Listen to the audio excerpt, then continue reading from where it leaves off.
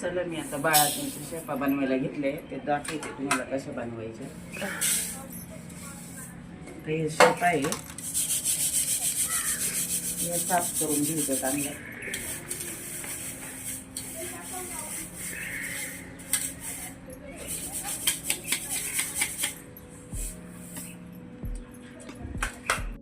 शेपा साफ केले आता. त्याच्यानंतर हा ओवा साफ केला बाळासाठी बाळातनी खाल्ल्यानंतर काय उपयोग होतो त्याचा. बाळाचा गॅस निघतो. बाळाला सगळ्या उपयोगी वस्तू यासाठी हा ओवा आहे.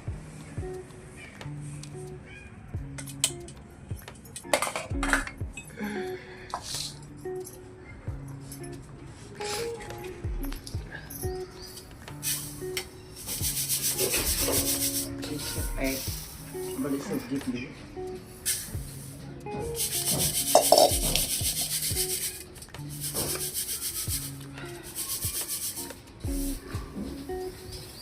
बडीशेप घेतली.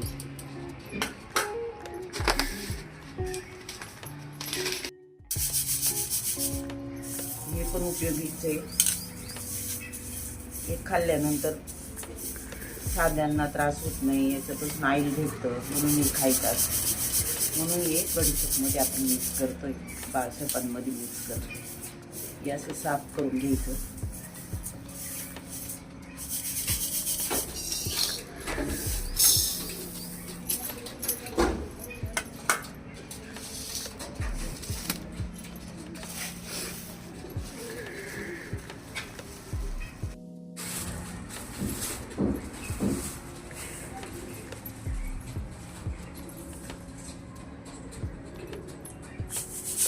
हे काळे तीळ आहे. या तिळामुळं त्याने पण कॅल्शियम भेटतं. त्याच्याकरता हे काळे तीळ खायचे असतात. हे पण चांगले शरीराकरता बाळाकरता. हे पण मी असे साफ करून घेतले.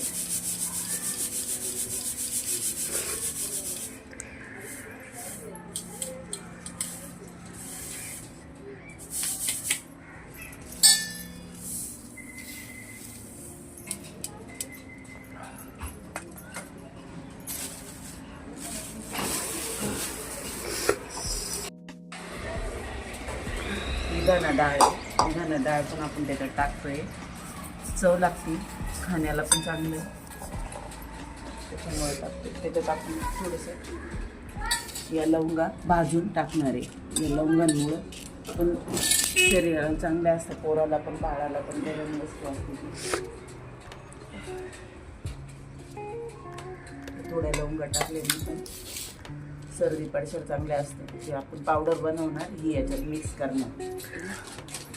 थोडी खाली एक थोडी पण चवीसाठी वापरणार.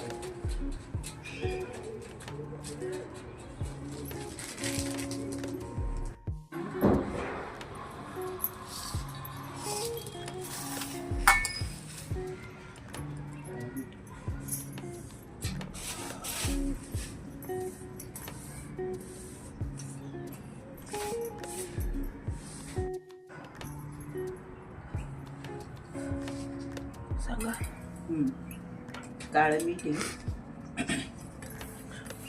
काळ्या मिठाचं मी पाणी बनवते.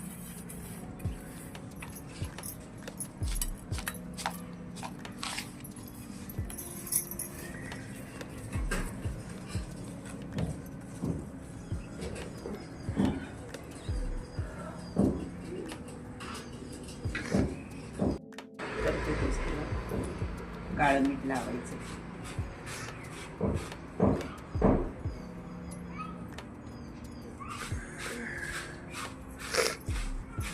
काळ्या मिठाचा पण खूप फायदा आहे.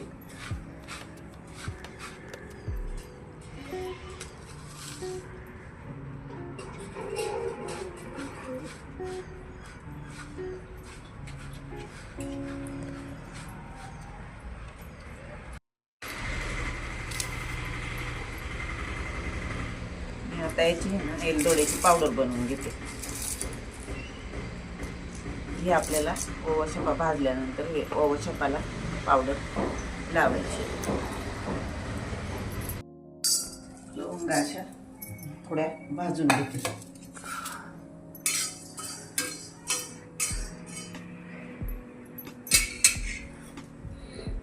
अशी एलदोड्याची पावडर बनवून घेते.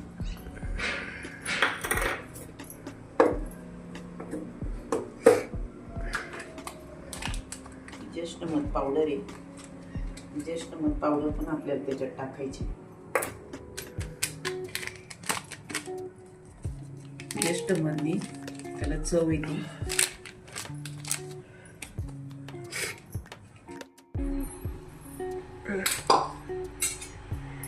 अशा थोड्या लवंगा ह्या भाजून घेतल्या. या पद्धतीने लवंग भाजून घेतली.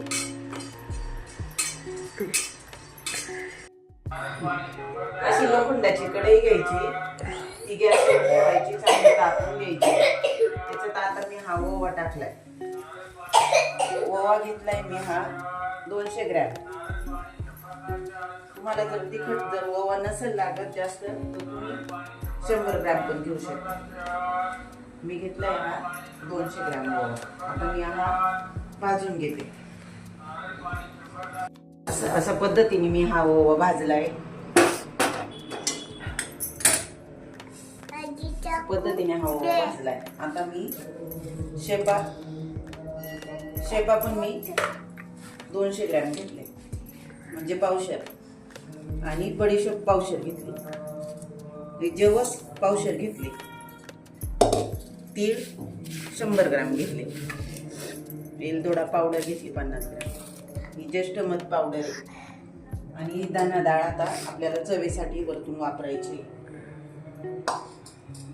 लवंगा भाजल्या होत्या त्याची पावडर बनवून घेतली अशी. आता ही नंतर ज्येष्ठ मध, एलदोड्याची पावडर आणि लवंगाची पावडर ही नंतर सगळ्या भाजणं झाल्यावर मी त्याच्यात मिक्स करणार, वापरणार.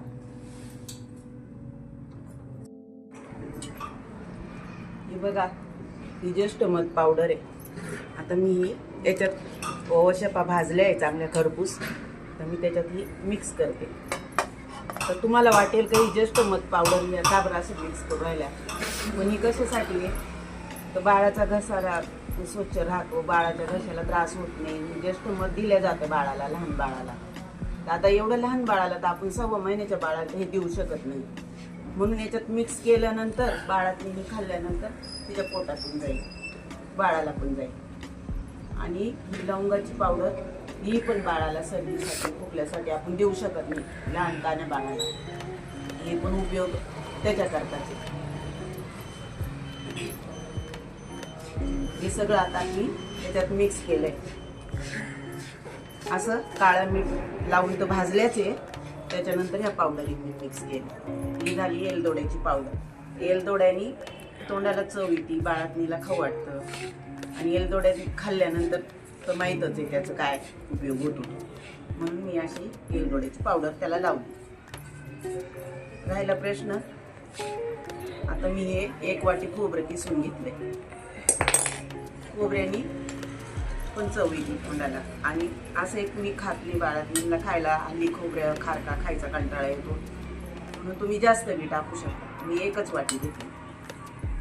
याच्यातून सगळं बाळातनीच्या पोटात जातं आणि बाळाला ते सगळं पौष्टिक मिळतं. म्हणून मी हे सगळे याच्यातच मिळते. जेवणानंतर बाळातनी खाल्लंच पाहिजे. खाल्ल्यानंतर बाळाला त्रास होत नाही, गॅसला त्रास होत नाही, बाळाच्या पोटालाही त्रास होत नाही, बाळातनीला होत नाही. माझे तर मुलं मुली नातू त्यांना सगळ्यांनाच आवडतं. हे कायमच मी करत असते. ते तुम्ही पण करा. कसं वाटलं बघा. चॅनल सबस्क्राईब करा, लाईक करा आणि कॉमेंट करा. आणि तुम्हाला जर असं काही नवीन नवीन जर व्हिडिओ पाहिजे असेल, माहिती लागत असेल तर मला कमेंट करा. मी तुम्हाला दाखवेन.